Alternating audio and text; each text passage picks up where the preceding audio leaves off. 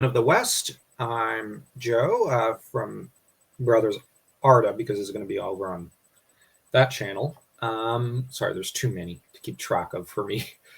And I'm the host of all of them. And I'm joined by the lovely and very kind Eleanor again.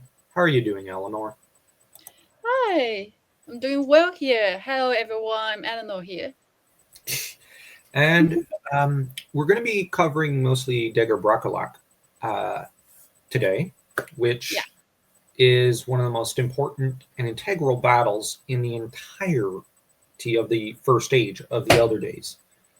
Um, and this is a battle I've got a lot of thoughts on, and I think I've done several videos on because it's just such a astonishing topic, and it's such a complex, multifaceted battle.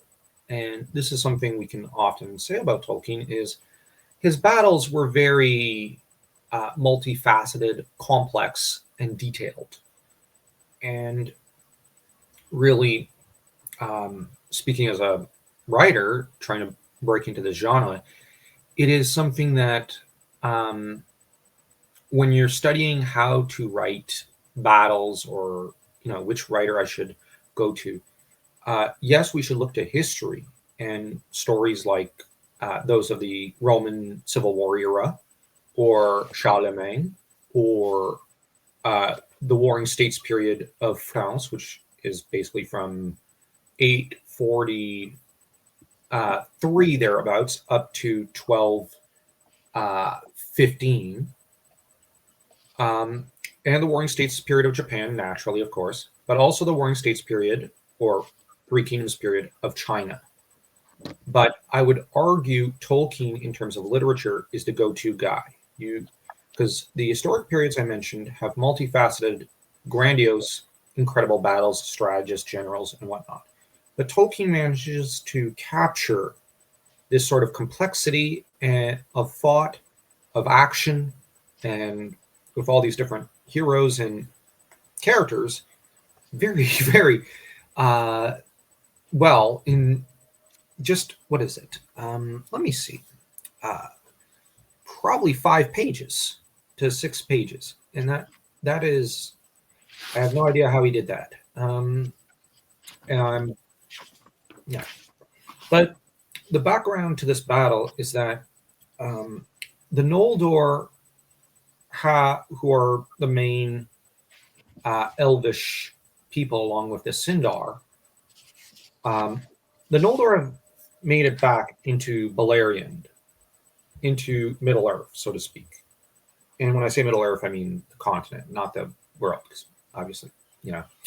But they've crossed uh, the Helgaraxe, and which connected from Beleriand to Valinor, and their entry into Beleriand is met with lots of violence, blood, and then negotiations because they gotta try to get a good deal with uh, Thingol because Thingol's the major elvish king in the region and has as much authority and influence and um, I'm going to use a Roman term, dignitas. That is to say, public reputation. Public people have as much yeah, respect. very Well, yeah. yeah, respect for him as they would say Caesar Augustus from ancient Rome, or just out of respect for Eleanor. I think it's Wu Di from the Han Kingdom. Uh, did I pronounce that right, or did I? Yeah, your pronunciation is good, but I was questioning if we can make this comparison between these two characters. Well, Wu Di was one of the greatest uh, Han emperors. Same with Augustus Caesar. But Thingol, like I understand, he has his flaws, but in terms of just remember, he's king of Beleriand at one time. So yeah, he's chopping off his territory, but the amount of respect the characters should have for him is comparable, Yeah. I think. But Okay. I would argue Pax Sindaria, as I'll or Sindariana, just to use there's Pax Britannia, uh, Pax Romana, Pax Americana, or whatever. Uh, Pax Sindariana has lasted for many, many years and millennia, and it has been broken by Morgoth. Because before the Noldor show up, the Sindar are the main people of Beleriand, because they never journeyed west into Valinor. Um, they do have Melian as Thingol's queen, but while Thingol is a man who should be regarded as the High King of Beleriand, he's, as you pointed out, he's not exactly regarded as such now, because this is the decline period for him, because the Noldor come in, the Morgoth comes back, and this leads to ever less territory for him that's directly under his control. So he has to, you have the girdle of Melian around Doriath that comes up, which I don't know if people can see my mouse. No, I probably can't. Well, Doriath is, well, I think to the south of this location, but it's a very, very large region. One might almost call it a subcontinent within Beleriand. Almost. It's just very large. Now, as for the Noldor, they rally behind Fingolfin. And Fingolfin is the High King of the Noldor, or the Noldorin, or Nomai. I think it is. Nomai. I think it is. And Maethros has to get a reference because while he's not co-king, he did have a claim, and he did relent on the claim, but he's the guy who babysits the other Feanorians. So we do have to mention Maethros. Now, the Noldor set themselves up as basically the Marcher Lords between the lands of Morgoth and those of, the south. And I think Marcher Lords is a good term. Now, naturally, you have some like Maethros who are positioned very close. And Fingolfin retains a lot of control and command over the non-Feanorian Noldor, especially near, the Angband and the other lands of Morgoth. And one title, just real quick, in the first sentence of chapter 18, which is what we're basically covering, of the Silmarillion, is King of the North. And this is an apt title for Fingolfin. Yeah. Yeah. And of course, he's summoned forth amongst his chieftains Angrod and Agnor to, act as deputies. And Angrod and Agnor. Frick, I can't talk today. Those names. Yeah, they all blur together in my brain, I guess. Well,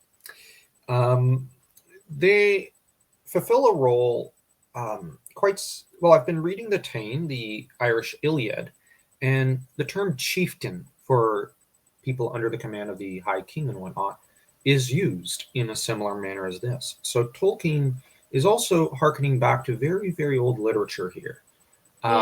Because you've got the king, and then, in Irish literature, I had thought the lower ranking captains and whatnot would also be called king, because the Irish are weird. But instead, they're using the term chieftain.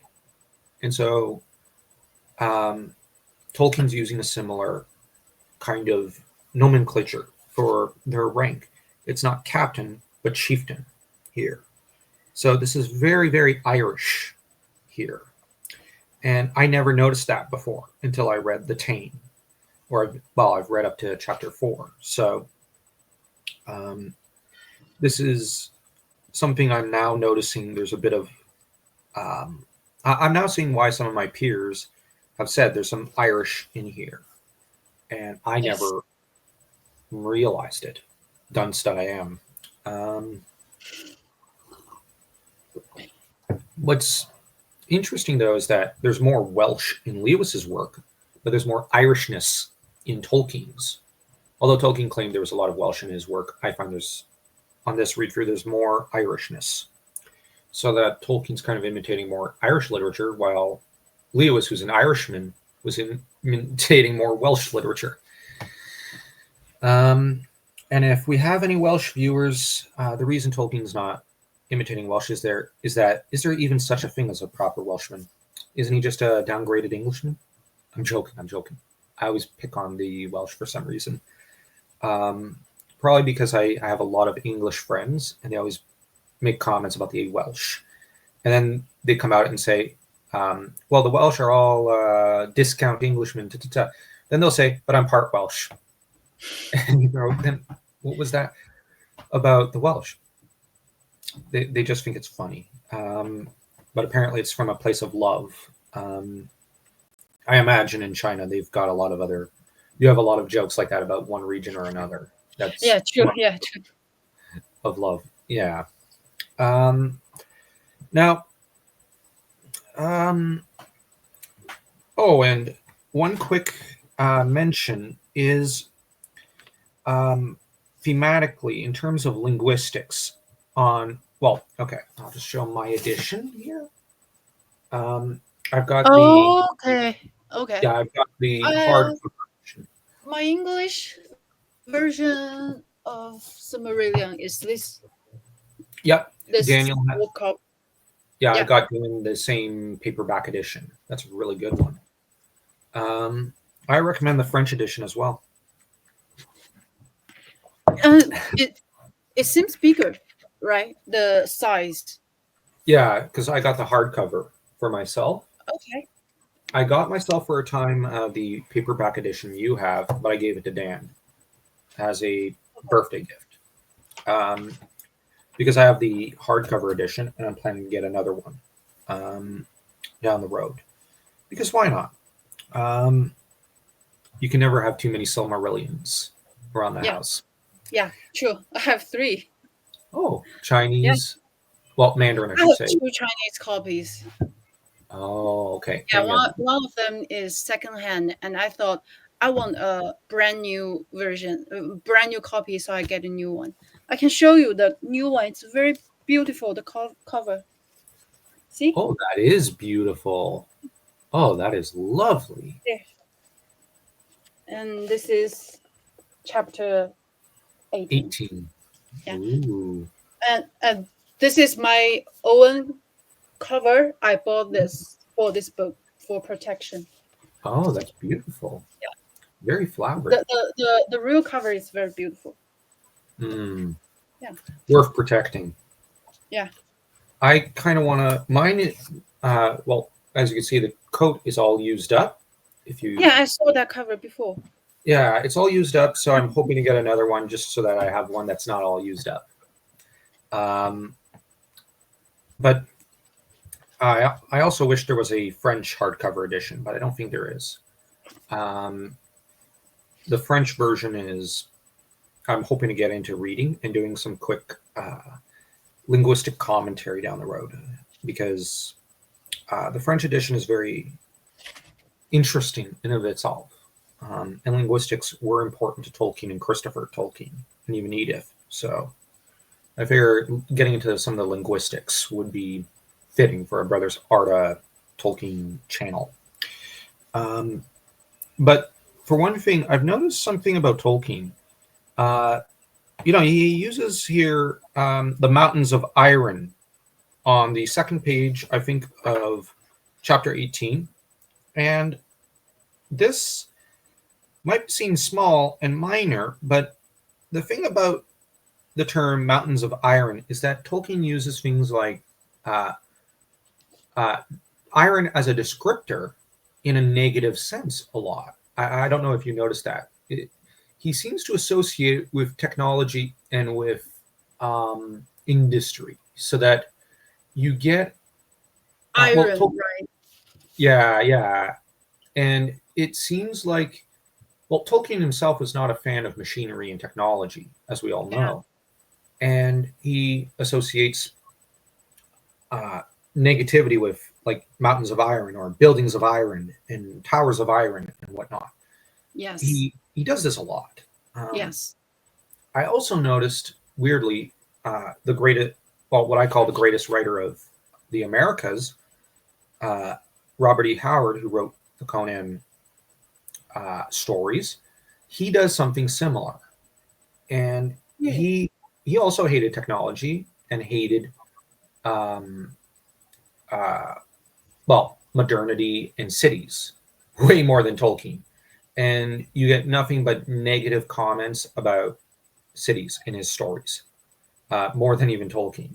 So this seems to have been a furrow line of thought that ran through the great fairy story writers of that time period. From Lord Dunsany, I think, uh, you have, to an extent, even Walt Disney, you've got Tolkien, you've got Howard. Um, I wonder if, given that modern fantasy writers don't do this, if something was lost along the way. If Yeah. maybe they should go back to bashing cities and iron and whatnot. Just a thought. Um, um, now, now, actually, if anyone says no, but I like cities and I want to write them in a positive sense in a medieval world, fine. I'm not dictating what you can and can't do. I'm just saying there's something here that Tolkien often does thematically using linguistics. Yes. Because I'm thinking more and more about the word choices he makes in his stories. Um, and all right, so we have um, naturally he has Dagor Bracolak. Dagor means battle, and Bracolak, sudden flame. And it reminds me of the term Rafael, but not spelled like Rafael. It's like Rafale in French, which means a sudden gust of fire. And it seems like that sort of term. Um, Although the Rafael term is mostly used with a certain kind of French fighter jet these days. So um, this is a fun aside. But anyways, um, we've got uh, the gates that are thrown open, and of course, the battle involves a lot of flame, as Morgoth sends forth great rivers of flame that run down swifter than Balrogs from Thangorodrim, as it's described. And he's obviously using lava, for Yes. lack of a better term. Um, and of course, you have the father of dragons, Glaurung, who's racing around, and Glaurung the Golden, as he's called. And behind him are Balrogs, and behind them are vast armies of orcs, such that the Noldor are astonished because they've never seen so many. And of course, they throw themselves against the fortresses of the Noldor, and the Noldor have no other choice but to respond. Um, Now, apparently, the sons of Finarfin are bearing the brunt of the assault, and Angrod and Agnor are, well, killed. And Yes. alongside them, Bregalus, the lord of the house of Beor, also suffers from a bad case of being dead not long thereafter. Um, couldn't resist that joke. Um, so you have, of course, Finrod Felagund, who's rescued, if in the nick of time, thanks to Barahir. And really, um, I'm going to highlight another thing. Um, you got here some action, Barahir coming to the rescue from seemingly out of nowhere, rushing in, Yeah. um, and saving the day, and there being a promise between the two men and the ring given. Um, but the thing here that it reminds me of is, yes, you have the some Nordic legends, because Norse mythology has an enormous influence over Tolkien, and um, with Sigmundr in particular. I gotta remember it's not a D but a TH sound. Um, but there's also the Iliad, with, say, Achilles and Patroclus, or uh, any number of characters between each other who swear oaths of friendship and brotherhood after being rescued by one another.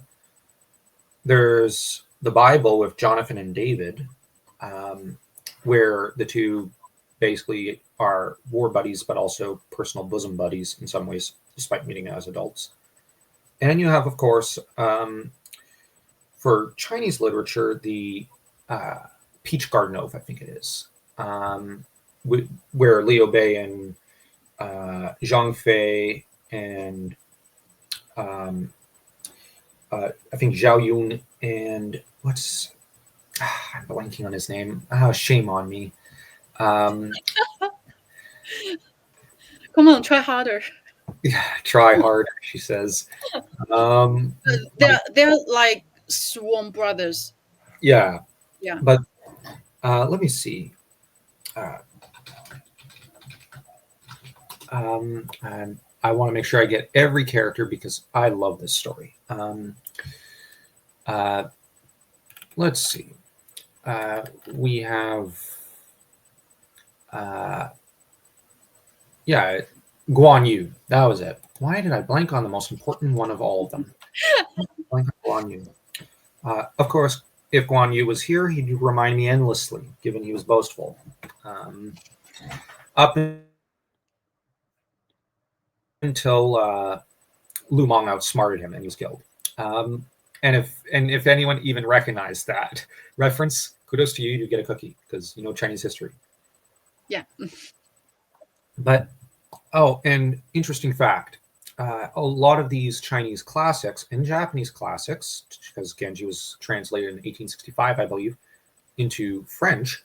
I believe around that time, just as Japan was forced open through the black ships. But Chinese and Japanese classics were being translated from 1865 up through to 1925. So it's highly possible Tolkien did read the Romance of the Three Kingdoms. So, and in the Three Kingdoms story, there are a lot of times when one hero from out of nowhere comes to the rescue of another, and they basically just hug and say, "You're my brother now," and if Yeah. ever you need anything, just give me a call, basically, or you come to me. And this sort of thing, very common in Yeah, European it's literature. very universal, I would say. Mm, yeah, good point. But I'm going to complain a little about modern literature. You don't really see it anymore. And Really? Yeah. well, okay, in a lot of Western literature, I can't speak for Chinese and Japanese literature today, so I won't. But over here, it doesn't happen as often. It should, but it doesn't. So this is, and I'm going to plug my work. This is something I am trying to bring back because I love writing about these sort of things. Yeah. But Tolkien, obviously, you've got a long, long literary history, thousands of years old, that he's referring back to here. Oh, and there's also the oldest extant text of a great story, the Epic of Gilgamesh, which has something to this effect. Except that has the two friends fighting each other, hating each other at first, and when they realize they're equal to each other, they basically slam their hands together and hug and say, "Well, we're friends now," because the only equal we've ever met.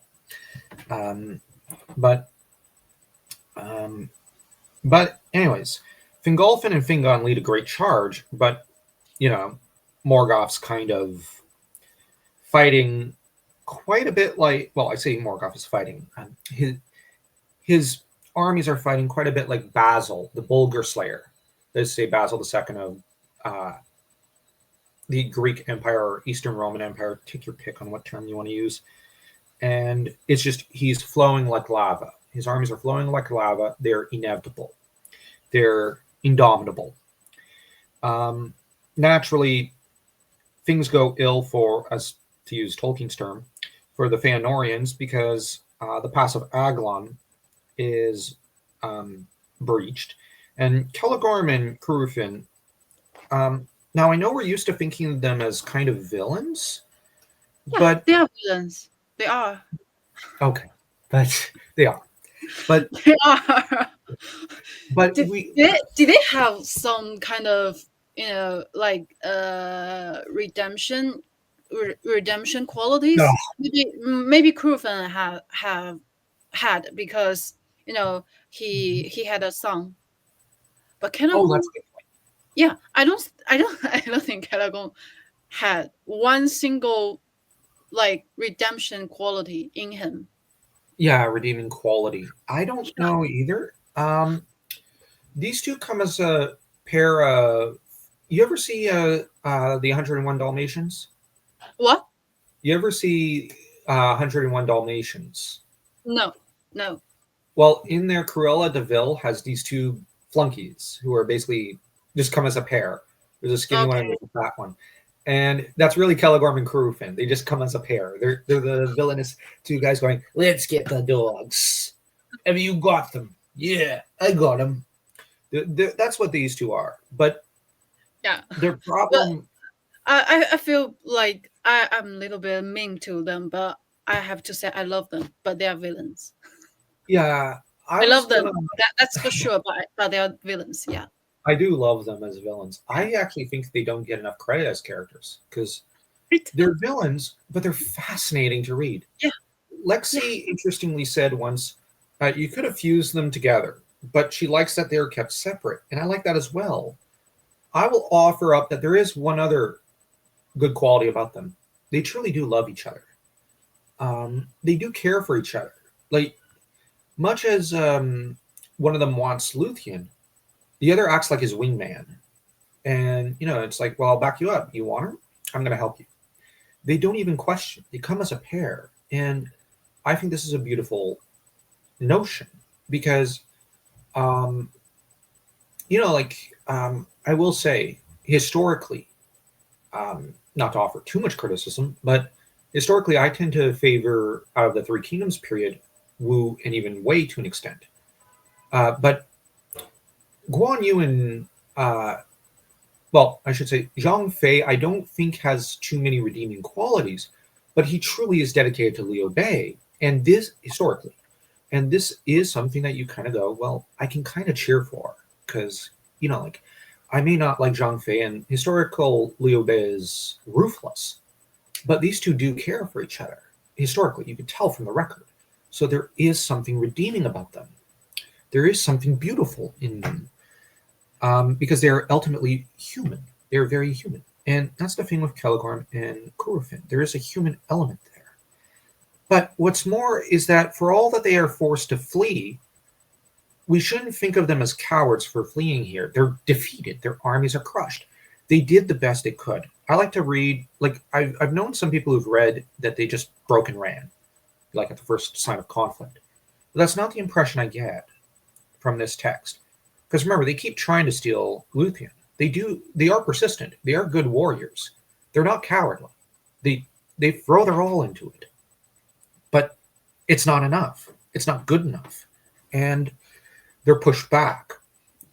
So, and we got to bear in mind, Agenor and Angrod try, and they're not really villains, and they're slaughtered. So, this is something which it's a tactical retreat, and I tend to read into it. They tried, they failed, but they should get many points for putting up a fight and holding out as long as they did. Maybe it's just me, who like you likes the Feanorians, and I'm trying to find some redeeming qualities. But of course, you've got Mathros, who honestly needs a theme song. Oh man, that's something I want to talk to World of Conan about. I want to do music for each of the Feanorians and Fingolfinians and Finarfinians because he's got AI and tech that he uses to just compose music. Um, so I'm just thinking maybe I should do that for Maethros. He just needs a hero song. Um, um, of, well, maybe the Fifth Symphony by Beethoven would be a good one. Okay. You ever hear it? No. Oh, Send no. me the link. Send me the link of the song. I will Well, hear it before my okay. sleep. All right. I'll quickly send that over. It's beautiful. It's my second. Well, it's tied as my favorite symphony. Really? Yeah, it's the do do do do do do do do do do do do do. Maybe I once hear it. I just can't remember the name, the title of the song. Oh, it's okay. It's just called the Fifth Symphony. Here, I'll Yeah, put it in. I never remember the title of songs. You know. It's okay. But maybe that's a good one for Maethros, because the last part is very purple and it's very regal and kingly. Um, but as for the rest of the Feanorians, Maglor, of course, goes to back up Maethros near Himring. And uh, actually, let me just do this so I got to full screen this. Yeah. So you can see here the various, thanks to your excellent map. Thank you for providing that, Eleanor. Yeah, it shows all the character, the tracks of all the important characters in this Mm, battle. yeah. So we have And a clear idea where they were going. yeah, this is the sort of thing you often see, like when I take Roman history classes or when I'm Yeah, talking Roman yeah, history nerds, or even on when I'm on the one Chinese, well, it's not Chinese site, but it's Romance of the Three Kingdoms, gongming.net. They yeah, analyze Romance of the Three Kingdoms. They often use maps like this yeah. for a visual aid. So this is an untold boon. Thank you so much. But yeah, the thing with where was I? Megalord backs up Maethros, so he acts as reinforcements. Caranthier fled and joined the remnant of his people. Yeah, so Caranthier is pushed back, and of course rushes to, um, you know, uh, well, you have Amon Arab, I think. So Amrod and Amras are apparently, I think, pushed back, but Caranthier and his brothers do have to solidify the fort there. So Amrod and Amras are also pushed back to Ramdal in the south. So um, they maintain a watch, and the thing is, we should look at that as they're basically pushed back, but they're all gathering in one place in case they need to do a final stand. Militarily, this makes a lot of sense. Now, historically, sieges are very hard on the army that's sieging the city or the fortress. As Lars Brownworth, one of the leading historians on medieval Greek history and Roman history, could tell you, it's impossibly difficult for the logistics and for actually breaking in, and you got to feed your army outside. So sometimes it's a little harder on you than it is on the people inside the fortress. Um, Actually, case in point, uh, you have for well the Roman history, you've got the siege of Rome from 406 to 408. The Goths got through and sacked the city, but they were struggling to feed themselves for 2 years, even as they were starving Rome. But or in China, because I like the Three Kingdoms period, Guan Yu besieges, the cities and fortresses north of Jing province, only, to have the rug pulled out from underneath him, and he's attacked from the south by Wu. So logistics are very important. So the thing is, them fleeing to Aman Arab is not cowardly, but intelligent, because they're having to gather their forces there. Even as Maethros and Meglar are basically fighting madly just to hold the enemy back and buy time and whatnot. So, of course, then we get to the best part of the battle. My favorite part. Finally. Yeah, finally. Sorry. This Okay. battle. This battle is just, as you can tell, I love. It's very detailed, I would say. The battle between Fingolfin and Morgoth. It's very detailed. It's not like in the in the previous text. It's very like basic information. It's like you are reading a Wikipedia of a battle, Yeah, like summary of a battle. But in the in a battle between Fingolfin and Morgoth, it's like very detailed, like actual scenes in mm, this whole. I think several paragraphs, right? yeah. Several paragraphs. Well, let me see. We have. Okay, I'll refer to um, my edition here. I have beginning at the end of page 144 up to the beginning of 146. Okay, so that's the Fingolfin battle. So that's Yeah, a page and a half. That's quite a bit for Tolkien, who never liked um, doing this sort of scene, I think. Um, well, he does it quite often in Lord of the Rings, actually. So maybe he didn't mind it. It's just characters were more a passion for him than battle scenes, like Robert E. Howard liked to do. Um, but Tolkien was very good at it when he put his mind to it. He's good at everything as a writer. If I could go back in history, I'd almost want to kiss him. But I'm straight, so instead I'd have to try to kiss, I don't know, probably some one of his female students who helped him get published. Um, because heaven bless her, she did the Lord's work that day. Um, but Fingolfin also does something very interesting that I've seen in Japanese, Chinese cinema, some American cinema as well, and that's you have all the guys helping the main guy, and then he breaks loose and shows um, the other guys, trying to back him up. We're holding him back. Like he doesn't need any help. He just charges forward, revealing that he's well, Fingolfin doesn't need backup. He is the army. He is the greatest fighting force in Arda here, like aligned with the forces of the elves. Um, and here we find something that differentiates him from Feanor. Feanor poured all of his power, all of his knowledge, all of his fire. I'll use fire, that's a good term, into his craftsmanship. Fingolfin poured it into his swordsmanship. Um, and of course, we have him blowing into his war horn, which this is a theme in medieval French literature.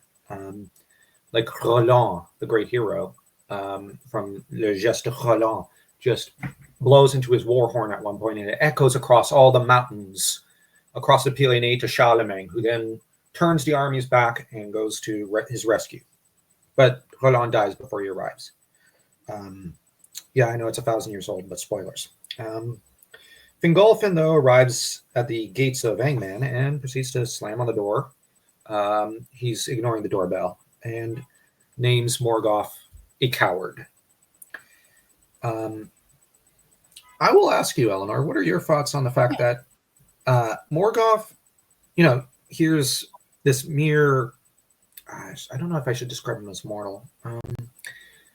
Here's Fingolfin at his door banging on it and naming him a craven and, challenging him.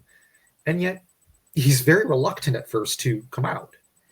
Morgoth was very reluctant. Yeah, it seems like he's pretty reluctant to uh, accept the challenge, but all his men are looking at him and expecting. Because it says, alone of the Valar, he knew fear, but he could not now deny the challenge before the face of his captains, For the rocks rang with the shrill music of Fingolfin's horn, and his voice came keen and clear down into the depths of Angband. And Fingolfin named Morgoth Craven and Lord of Slaves.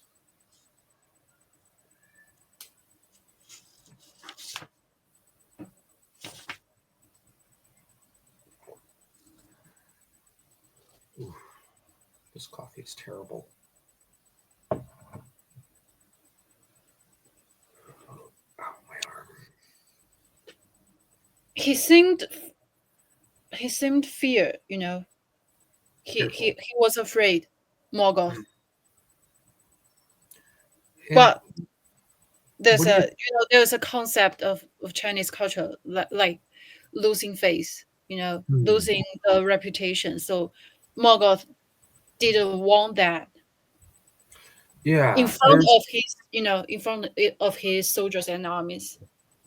hmm, there's a Yeah, similar concept in traditional European culture. So, like in medieval times, if someone named someone a coward in France or England or Germany, you'd have a duel, and these duels happened in the tens of yeah, thousands all the yeah, time.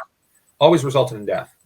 yeah, Until they were banned by kings who just said, "This is getting out of hand. Stop naming each other coward and fighting to the death here. This has got to stop." But yeah, what's interesting is the last duel in Europe happened in 1819, I believe, in England. It was no longer to the death, but it was just embarrassing to look on. And the judge just overruled it and said, "Well, no, wait, the guy refused." It was just such a disaster. Um, but even today, most men in Europe, if you name them coward and tell them, you're a loser, you're this, you're that, they'll yeah, flush red with rage, and you'll have a quarrel. So loss of face, I think, is something that is fairly universal. Um, okay. Although I'm noticing these similarities between Europe and Asia, like, you know what I mean, like the sort of thinking in a way, like that. You mean different mindset? No, similar. Okay, I mean, similar. there's a lot Okay, of similarities yes, between Japan, China, let's say, and also Germany, France, and Canadians and yes, whatnot. Like, there's well, there's something fascinating that yeah, is like yeah. I think so. interconnecting um, there. But at least with regards to this sort of thinking, um, but of course, Morgoth doesn't come out with a sword, but with Grond, the hammer of the underworld. I love that term. Yes, And it says he swung it down like a bolt of thunder. So we have a Greek reference here with Zeus hurling a lightning bolt or Thor smashing his warhammer oh yeah, uh, yeah, yeah, yeah, from Norse mythology. But it's also about the speed. Um, but the fact that Fingolfin dodges these blows many times, yeah, um, and of course you have whence wherever he strikes, smoke and fire burst out. So you have honestly the coolest battle in all of fantasy history, yeah. literary history. This is just the coolest. And even mythological. This is just cooler than even ancient mythology, I find, because it's just. I'm a guy. I love this. Yeah. But I I do like how eventually he does get him, and Morgoth um, you know crushes Fingolfin to his knees, and Fingolfin rises back up. Um, but eventually, he does um, get knocked down, and with Morgoth setting his left foot on him, and we have Fingolfin armed with Ringil, his sword, uh, slicing his foot. Which, yeah, so this was about almost a page in length in my edition. Okay. It, yeah, mine as well. It's like a page. Mm. So If you if you rewatched the trilogy, the movie trilogy, the Lord of the Rings, and the last one, the Return of the King, there was a scene where Aragorn was like fighting with a troll, Hmm. in a black, uh, in front of that black gate, and there was a shot that Aragorn was like stabbing the feet of that troll, and so maybe that's where the director was referring this Fingolfin scene, Yeah, yeah. yeah. And it's very fascinating to think about that Aragorn and Fingolfin, they are related. They are, and Yeah. it is a fascinating nod. I don't know if Jackson saw or like read, I should say, Silmarillion. Well, Um, someone of his team must read they and did, make suggestion, make yeah. suggestion for But him. You have yeah, to do this mention. We have to do this reference. well, he was armed with an entire crew which had read it. I know there was Yeah, Christopher Lee, and there were a multitude of others on his yeah, staff who had read Lord of the Rings and Silmarillion. Um, and I only mentioned Christopher Lee because he deserves a lot of credit because he was the biggest Tolkien fan probably on staff. And we know like Jackson was consulting with quite a few people for the movie. So while I don't really like the movies, I really do give a lot of kudos and credit to a lot of the staff that were involved. yeah, So sure. Yeah. they did a better job than I could. Um, just to be quite frank. Um, Now, Fingolfin, of course, well, it says, "Thus died Fingolfin, High King of the Noldor, most proud and valiant of the elven kings of old."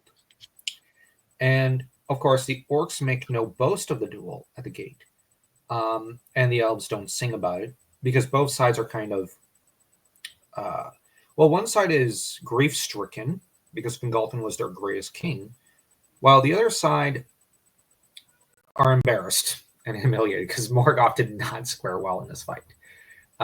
He Well, he was the strongest of the Valar and of the Ainur, I should say, and yet here he is. Like he lost almost half a foot to Yeah. um, to to a mortal and to what's essentially a bug compared to him. And Yeah. um, I I can't think of like Fingolfin squared like as well as like I don't think people give him the credit he deserves as a character, as a fighter. I know some people will say, yes, we do, but actually think about it. He did something unimaginable in this mythology. He fought what is essentially the devil in Tolkien's literature, Yes. to a standstill and slashed it half his foot. Like, I would argue, in terms of traditional mythology, the only heroes that really kind of measure up to an extent are Heracles from Greek mythology and Sun Wukong from Chinese mythology. These are the only two figures who do this sort of thing, like like this amazing accomplishment like this. So Fingolfin should be looked at in almost Heraclean, Sun Wukongian terms, because it's astonishing. And um, this is the sort of thing like well, I'm currently writing a Heracles novel, and I can't even imagine doing something like this. And yet, I'm probably going to have to do something like this because this is just such an astonishing and mind numbing and awe inspiring accomplishment. Of course, Thorondor, Yes. King of Eagles, comes along. And I don't know. I think this is my favorite battle in all of literature. Here, I'll just. Okay. How That about that's you? that's a very large. That's huge. That's huge. Well, just the duel between Fingolfin and Morgoth, Okay. like the that part. I think for favorite battle overall, like just between two armies, Okay. um, it might be the Battle of the Pelennor Fields. because that's Theoden and Oh, Eowyn. that makes sense. Yeah, everyone loved that scene. Um, either that or unnumbered tears. Okay. But this the battle, but individual battle. I think this is my favorite. Yeah. What of yourself? Many of my friends who like Fingolfin, this battle scene with Morgoth, is their favorite scene as well. And Uh, yeah, and another their favorite thing is that they are Fingolfin fans.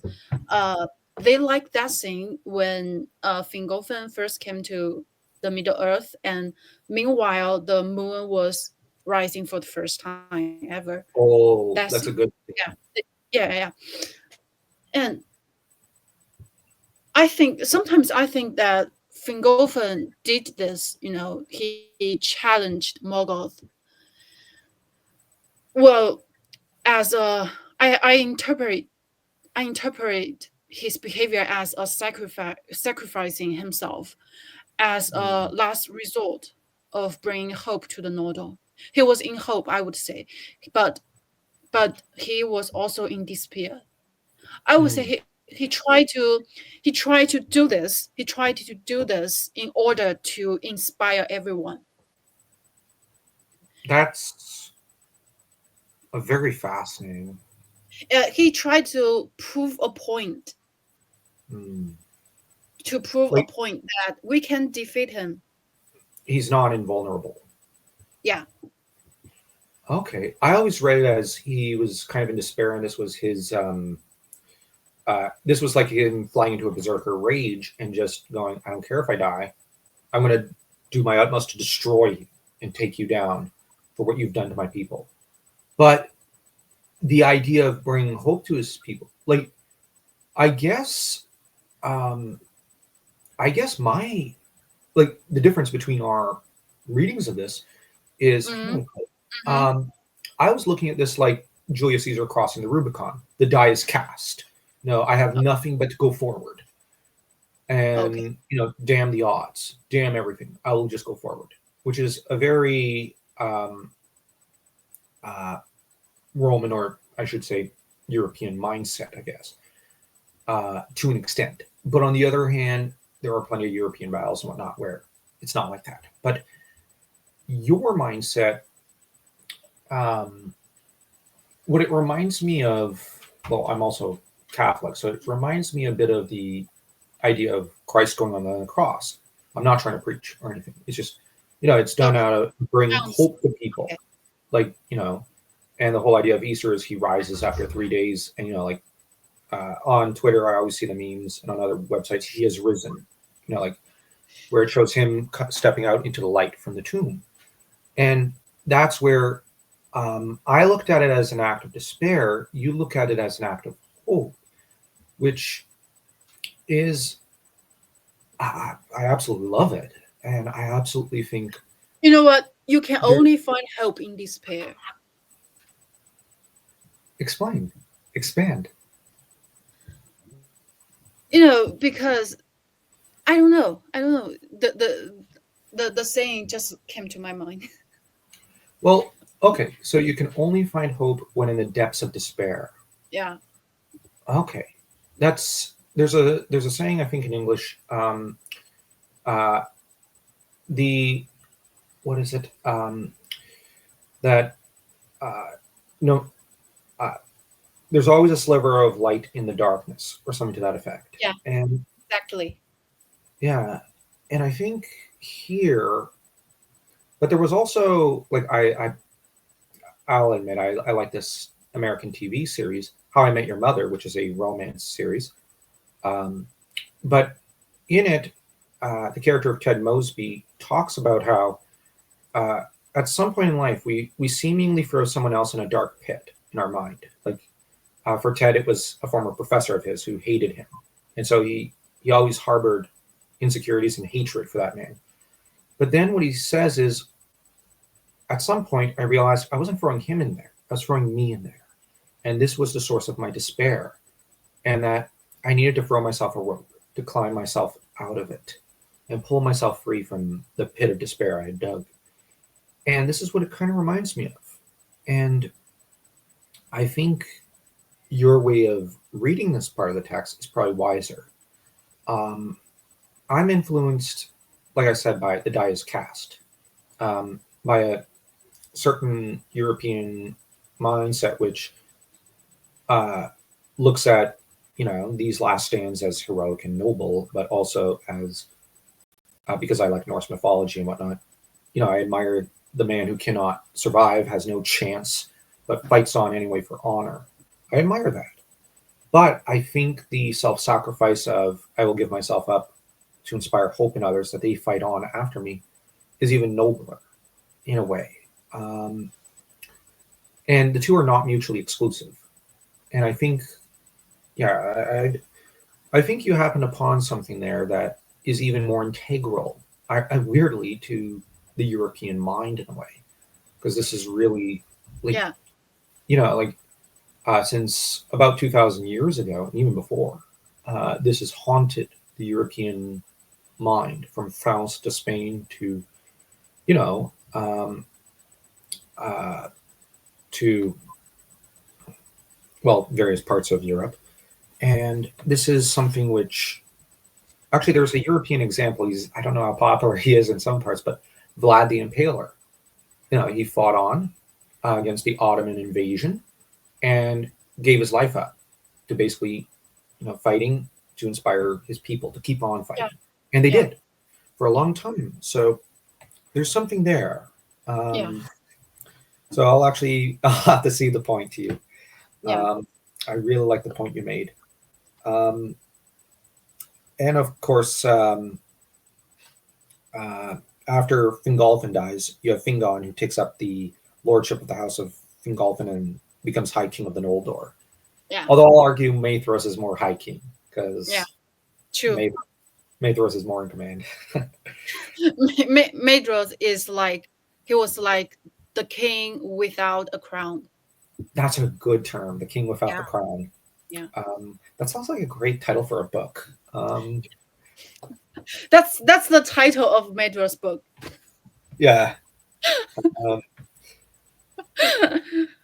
That's um, his life story, man. yeah. Yeah. I'm just noting this one down. I got to write this down. Yeah. This is a great term.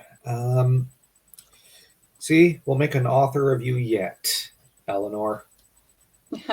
Pretty soon you'll be writing the next great Silmarillion epic. What? Half of it is just coming up What? with titles. Sorry, what? Sorry, I didn't hear that. What? Oh, I said pretty soon we'll make an author of you yet, and you'll be writing the next great Silmarillion epic. All right then. Well, what's also really neat is you have, of course, Morgoth. I mean, now his power extends now to the Northlands, and of course, Barahir would not flee from Dorthonion, which falls under his command. And Barahir assembles a team of sorts, and I wonder if there's some Robin Hood influence here, or Hereward the Wake from Anglo-Saxon history. Hereward was it's just after 1066, which was the year in which Guillaume le Conquérant, William the Conqueror, takes over England. There's a young rebel by the name of Hereward the Wake who becomes an outlaw and fights on for many years until eventually he reconciles with William. But Hereward became the basis for the Robin Hood myth, and he fought on even as he only had I think 20 guys or something at one point, just fighting on, giving the bloody nose to the Normans till they actually did want peace with him because he's just such a nuisance. Interestingly, he had almost a swamp fortress, and the assault of it was very fascinating. Ultimately, they won, but Robin Hood, everyone knows those stories because they're awesome. They're great stories. Um, I believe China has its own kind of variant to such a story, but Yeah. yeah, I forget his name. Um, but the thing here is Bar here assembles such a group of merry men. I'll use that term. It's an English term that everybody is, I think, familiar with. But eventually, the merry men are ground down to just Baron, who may or may not be someone of importance. Um, I can I couldn't resist that. But let me see. Which page was it?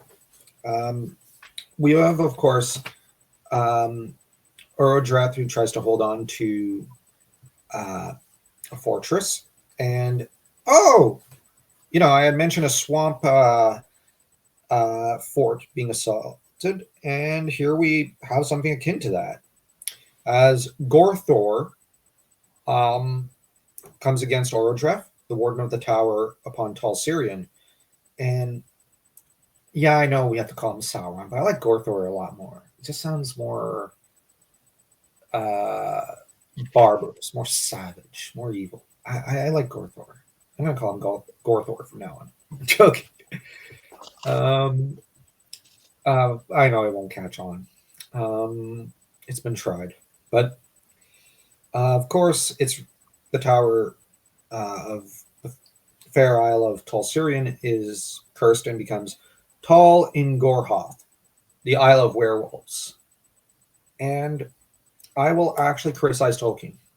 He should have had a novel or a novelette, I think it's called, where or a short novel, where you actually have to have someone assaulting this fortress um, and having to fight with werewolves. We should have had a story just with someone fighting werewolves, or a movie just with Tall in Gorhoth. Because That would sorry, be cool. That would be cool. yeah, I know, Yeah. right? I love werewolves. Um, But we do we are there many werewolves in Middle Earth? Did not we? Yeah. not many to my knowledge. Yeah. I think But there is few mentions of werewolves, right? but the thing is, we have enough of them in this age that an entire island is Yeah, called. but he didn't elaborate it. Yeah, Yeah. yeah. But even if he didn't, the fact that there's so many that you basically everyone just calls this the Isle of Werewolves Yeah, does yeah, yeah. imply there's a sizable battalion at least. I like to read it that way. I have to read it that way because I like horror movies and I like werewolves and I like vampires and I like not in, like I don't like vampire romance stories. I like vampires when they're evil and the hero has to stake them and try to stop them. But I love this sort of reference, but ultimately, I think the most we get are men wearing wolf cloaks, like they throw a cloak over themselves. It's a magic cloak, Yeah, and they yeah, become a yeah, wolf. yeah, yeah.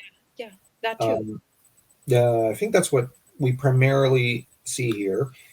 Um, I just want to cover the aftermath of Degor Brakalak because it's kind of cool and important.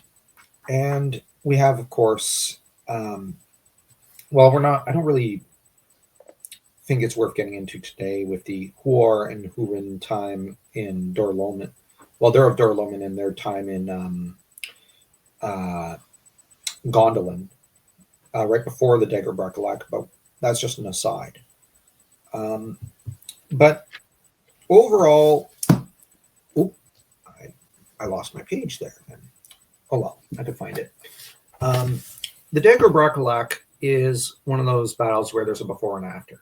There's because before it's the long peace. The Noldor and the Sindarin, to be fair, are in an uneasy alliance, but they ultimately have the advantage. They have the edge. It seems. But then afterwards, um, we get this massive um, shifting of the map, and this is um, an utter and complete disaster in a way because, Yeah. well, not in a way, it completely is. Um, and I will comment. I think um, Fingolfin. I'll just comment on your remark now that I think about it about Fingolfin giving himself up to inspire hope in others. I wonder how well it succeeded, just because afterwards the elves are uneasy because they've lost so much territory and they don't want to chance another assault forward. It's not till Baron and Luthien swipe a gem that the elves rally and realize we can deliver a good strong blow against Morgoth. But this um, this is of extreme, like both the slicing of the foot and the stealing of a Silmaril are of extreme importance. And I think, however, that being said, um, your comment about it being meant to inspire hope puts the slicing of Morgoth's foot probably on par with the swiping of a Silmaril in importance. What do you think of that notion?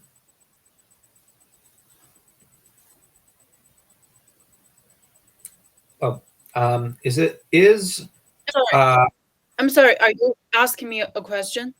yeah, sorry, I'll I reword it. didn't get that. Sorry. Uh, is Fingolfin slashing the foot of Morgoth as important as the stealing of a Silmaril? Oh, that's a good question. I never thought about that. It's a really Neither good did I. question. Yeah. I would say these two events are equally important Mhm. in the aspect of history. You know what Mhm. I'm saying? It's Yeah. it's not like you can cut it off one of the plot, one of the story of the Mhm. whole narrative. Yeah. It's not like Because that. They are very important, both of them. and I think that narratively, Yeah. it also, like, this has direct repercussions on the Luthien and Baron story because um, Morgoth can't just give chase. He can't even. Well, he's lame in one foot, which means he can't really walk with it. Um, Yes. Yes. and in the battle of in the War of Wrath, he's not able to put up too much of a fight because he's lame. This Yes. cripples him. Um, I wonder if in Dagger Daggeroth he's going to be healed. I always thought he was healed because You mean the Wolf Wrath or the final battle? the final battle. The final battle. The I shifted battle two of steps. all battles. Yeah. Yeah, Um, he will be healed. He will be healed. up until Turin gets to him. Yeah. Um, He will be, strong enough to wage a war at yeah. that point. Up until Turin comes Yeah. at him. Um, but as for um, as for this battle, um, I wonder if, in terms of importance, let's see, big events that involve battles. Well, not even battles, just big events. We've got the slicing of the foot. We've got the swiping of the Silmaril. And I'd say the kinslaying for the Silmaril. Well, actually, no, I'll say not the Which kinslaying. one? Yeah, The which third one? one or the third one? Or Yeah. all of them? Actually, I was going to reword that to say the death of Thingol, as Okay. Okay. because that everything that happens after is a direct like Yes. repercussion. Like, So these are the three major events I think of the first age, yes. because and we've just crossed the first one. Yes. Um, for the second age, I'm just going to think about it. Um, we have the we have the forging of the rings. We have the sinking of Numenor. Um, Oh, there was also the. Let me think. Well, there was also the surrender of Sauron. Now that I think about it, Yes. three major events. You have the defeat of Sauron in the beginning of the Third Age. Um, you have, of course, the discovery of the One Ring by Bilbo, um, and of course, the destruction of the One Ring. So, really, I think we have things coming in threes with Tolkien here, Yeah, which, I like that. which is biblical because the number three keeps recurring in Yes. ancient mythology and the Bible. But Yeah. interesting thing, the number nine in Norse mythology is the magic number. So you have three, three, three, nine. So Okay. he did something clever here. Um, Yeah, true. but yeah, so with this battle, this is one of those literary things where um, I don't know if there's really an equivalent like this, where an author poured this much detail into getting every actor. When I say actor, I mean like every participant, um, and every aspect of the battle here along this map. Like you look at it, you have assaults on every square inch of Noldor holdings, pushing them back along this way or that way, and it's just fascinating to look at and think about. Um, Yes. and um,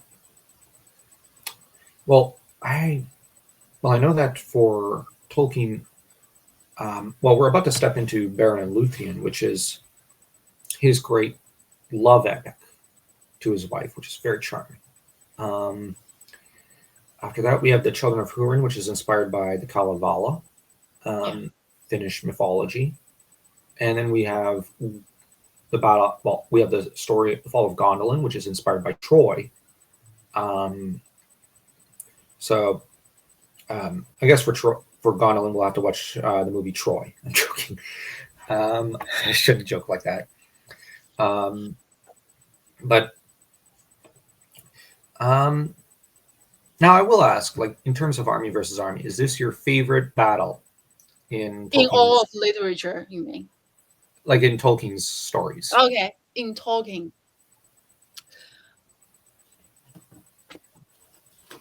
I never thought about which battle I like because I hate battles. Oh, okay. You know what I'm saying? It's not like I can have a preference. No, for the battles. It's Mhm. tragic, man. It's very tragic, and every paragraphs I read uh made me sad. Really, especially if you think about that. After the chapter 18, after this battle, we have one good thing. Barry and Lucian love story. We have one good thing, and that's it. And that's all the horrible events afterwards in the first age. Yeah, Because that's already turning point for the history of Nodo. After this event, it's almost like after Fingolfin died, everything go south. Expect uh except Baron and Luthien. you're absolutely right. Yeah, And I think it's because Fingolfin was holding it all together. yeah, And yeah. True, true. That's true. there's something almost. I'm going to compare him to several history figures.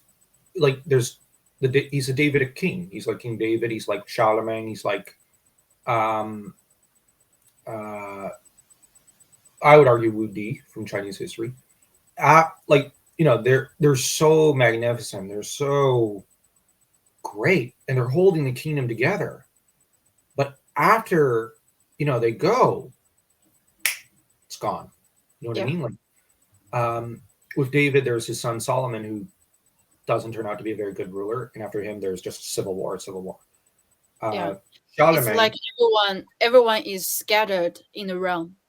yeah, exactly. Wu Di, we see this slow but steady. Well, we have a sudden decline, then a slow and steady decline for Han, and for Charlemagne, his son is not able to hold it together, and his grandsons rebel against their father. And you have in 843 the beginning of the French Warring States period, where every region is just like at war with each other. And Yeah, they are divided. They are not united. yeah, yeah, I think there was almost 100 principalities, like 100 regions, just fighting for dominance, summoning up armies, and it's very fascinating. But and meanwhile, the German territories are getting lost because you have Slavic invasions and whatnot, just pouring in. And of course, they have a Arthurian king who comes to the rescue, but France didn't have that. France just sinks deeper into a mire. And I think that um, I think that this uh, that Fingolfin is the one holding it together. I Yeah. think Mm. we should give Maethros credit. Maethros really Yeah. tries to He bring it, tried. He really tried. and I think he would have succeeded.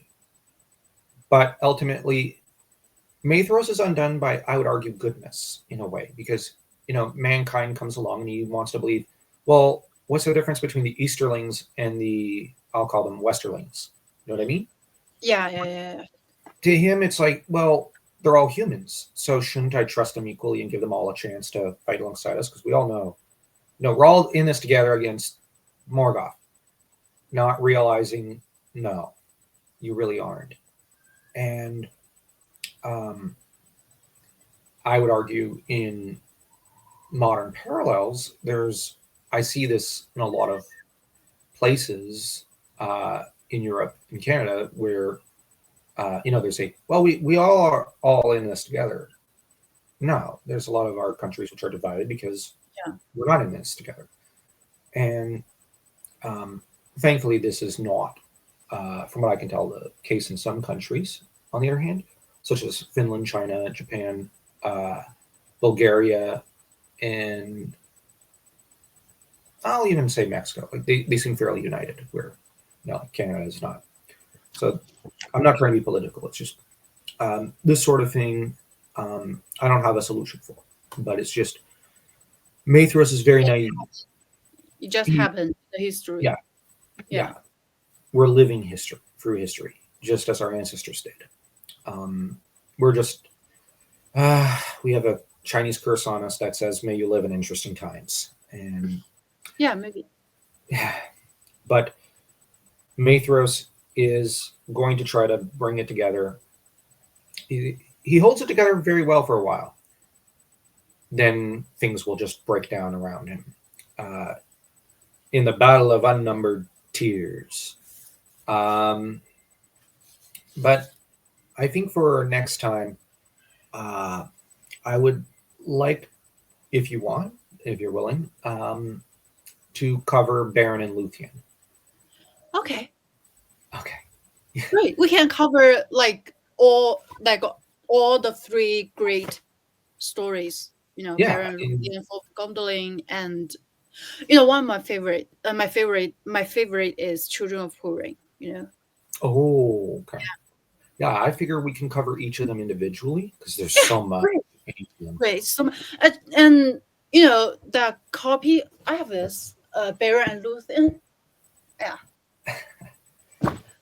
I read this like 3 years ago, I believe. I read this, and I read this after I understand the Silmarillion, so I was very confident that I can understand it. But the layout of the materials here, it's so complicated, and it's so confusing. Mm. I'll be It's some of you know the some of this I just can't understand it. I have to read much slower. I'll be honest. Yeah. I don't read the Silmarillion very quickly. Yeah. Um, it's my favorite book. when I read Silmarillion, I just flip it back over and start over again. You Because mean I you read yeah, it twice? well, no, I've read it to the end several times. But what I Okay. do is like when I reach the ending, I go, it's what's the last paragraph? I read it, then I go, well, that was beautiful. I flip it back to the beginning and start over. Okay. Okay. So you make it slow. Yeah, but I read it very slowly Okay. because I find that I discover new things every time. But Oh, true. English is my second language, so I if I read too quickly, I miss things, Okay. and I can't read the story very quickly. So I have Yeah. to read. I'm finding as I'm reading Lord of the Rings and Hour of the Dragon for book clubs and whatnot, I'm not able to read quickly. Okay. I Okay. have to I read these understand that. stories very slowly to absorb everything, and I get uh, and sometimes with Tolkien, I'll reread the same paragraph two, three times just in case. And I know people might say that's dumb, but it's just I find there it's very difficult to like grasp it on the first try. I So think it's like the writing style of Tolkien is a little bit hard to understand yeah, sometimes. Yeah. well, he came from the Victorian period of England, and that's Yeah, what he was true. reading. And if you Yeah. read Walter Scott, his Ivanhoe, the language is so complicated. I love that story. But the Tolkien writes in that style. It's very old. It's very archaic.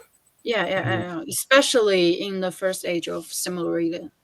yeah, Yeah. and I think with Baron and Luthien, I'll be honest. When Dan and I were doing the first episode, um, Dan found it very complicated and said, "Let's go over things again and again."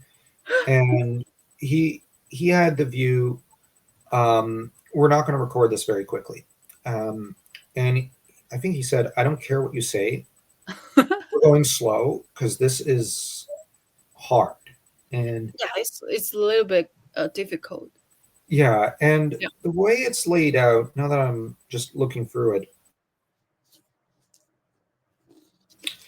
And there are is go ahead. I'm oh no, go ahead. I just want to say that there are many poetries in this book, and Yeah, there's a lot of poems. it's very difficult to grasp the beauty of poetry in Chinese language. You have to read the English language. So I just read in English language. So because the translator did a great job of translating this work, but it just can't truly Capture. truly capture the way of talking writing stuff. Mm. Yeah, Interesting. because his writing style is very unique and very classic feeling. Mm. Yeah, I noticed that with Lord of the Rings, the French edition's translation is terrible. Oh, Um, that sucks. That yeah, sucks. and you read it in English and you go, "This is beautiful." This is a You, disaster, right? and then you read it in French and you go, "Did you AI translate this? Because this is just Really? tilted. It's like it seems Yeah. dead." But and this is sad because French is a very poetic Celtic language. Okay. Everything is supposed to flow beautifully. But you read the Lord of the Rings in French and you go, "Gag me. This is just stilted." But interestingly, when I was reading Hour of the Dragon, Robert E. Howard's kind of Lord of the Rings novel, which is older than Lord of the Rings, and older than the Silmarillion, and older than the Hobbit, I found the translator of that book, the language is flowing and beautiful and poetic. And I think it was a she. She captured the poetry of Howard really well. And you're going, oh, well, this is beautiful. Not as beautiful in some ways as Howard's own language, but Language. Yeah. still very beautiful. But um, I think with translating poems, now I've had to translate poems professionally and as a writer, as a poet, and it's incredibly difficult. Yes. And I find my poems, when I'm translating my poetry, sound and flow better in French, while in English, I lose something. Yeah, yeah, In the, yeah. That's and the point. yeah, of course, I've read some Mandarin and Korean and Japanese poetry, and very beautiful. Like the French and English Genji book is filled with all this poetry. I can tell when I read it in Japanese, oh, it sounds musical and flowing and beautiful. But then you read it in English and French, and it's still very beautiful, but there's something lost. It's something And off. Yeah, I just get a that. little, yeah. And Tolkien is the Murasaki Shikibu and the Shakespeare of his age. Um, so, um, yeah, this is. I only regret one thing with Tolkien. Uh, I only have one other criticism about Dagger Brackalach and many of the other battles. We don't have more speeches. I want to see the speech of Saint Crispin's Day or something. Uh, like Speeches like Feanor. Theoden speech in the Yeah. what is Why, oh, Theoden's people of the Noldor, like that. Except yeah. have Okay, because okay, okay. I've been listening to one speech I think this year. it's because like Fingolfin is not that a speech guy. Aw, but I want him to be. Um, I'm so sorry to say this. but come on, give him a speech. Um, Hey, you know, he don't he did not need a speech, you know. He did not need a speech. His action okay, proved his point. fair, fair. Um, that's something I think I really liked in the Peter Jackson movie, Aragorn's speech. Today is not that day. At the end, Yeah. like there may come a time when the sons of men falter, but this is not that day. This isn't the day. And I really love that speech. So, um, of course, I studied Roman and classical and medieval history. So, of course, I love Cicero and I love speeches before battles. And, so I look at this and I go, why isn't there more? I want more. I want more speeches. Um, but, we don't get that. But I think I've extended this topic too long. So we'll cover Baron and Luthien. I'll have to, right after this podcast, try to get the next Silmarillion podcast episode with Daniel and I out. So that way it times in really well with these podcasts what you and I do. And this way there will be a steady Baron Luthien flow of content for the next month or two. But this means that you, Daniel, and I will be reading along at the same pace and rate, I think, which will time very well in for Brothers Arda, which is very interesting. I'll also try to remember to upload this to TikTok, and if I can remember, because I often forget about my TikTok account. And I have a friend called Sam who has a growing TikTok channel, and he keeps telling me, get back on TikTok. You got to market your books on TikTok. Joe, what are you doing? What are you doing? And he said, you're making French language videos. Why aren't you making more? He's nagging me, and I go, oh right, I forget. But he's right. Like, it's important to cater to all fans and all my fans, but I keep forgetting. Shame on me. But anyways, I've taken up too much of your time. So we're going to end it here. Okay. Any last thoughts? Maybe not. Maybe not. We cover a lot of things today. Okay. Yeah. So we'll end it with a reminder. I'll have to put your YouTube channel in the link so that I can hopefully direct people your way, Okay. or in your Instagram. And I'll include my Royal Road account since I've got that. I've got web novels on that site. I got to remember to expand to other web novel sites. My memory is failing me in my old age. And Don't say that. Well, I feel like I'm getting older. But I will remind people, do remember to check out Eleanor's stuff, her content, her stuff that she does on Instagram, for example, is really interesting because there's Tolkien stuff. There's some Greek historic stuff, which I thought was really neat. So I will plug that. And do remember to like this video and subscribe, people. And to also have a great day. And it's coming up in a few weeks, but a happy Easter, I guess. Just everyone should remember celebrations and holidays because those are always a great